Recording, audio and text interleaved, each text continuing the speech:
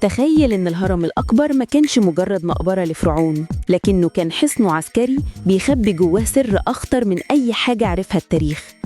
صلي على النبي واشترك في القناة ويلا بينا نبدأ. في قلب الصحراء الشاسعة كان خوفو بيبني صرح عظيم. الناس كلها كانت فاكرة إنه بيبني قبره عشان يرتاح فيه، لكن الحقيقة كانت أبعد من خيال أي حد فيهم. خوفو كان عنده رؤية تانية، رؤية لمستقبل مصر اللي ممكن تواجه فيه أخطار ما تتوصفش. كان بيؤمن إن في قوة قديمة ممكن تهدد وجود المملكة كلها في يوم من الأيام. عشان كده قرر إنه ما يبنيش مجرد قبر، لكن يبني آخر خط دفاع عن أرضه. جوه ممرات الهرم السرية بعيد عن عيون الكهنة والعمال كان في جيش كامل بيتشكل، مش جيش من البشر لكن جيش من تماثيل المحاربين المصنوعة بدقة متناهية.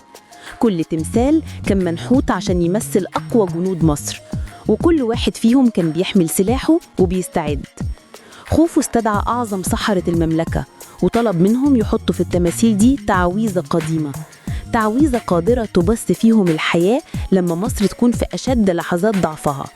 كانت الخطة سرية لدرجة إن أقرب مستشاريه ما كانوش يعرفوا عنها حاجة. كان بيشرف بنفسه على كل تفصيلة، من أول النقوش السحرية على دروع التماثيل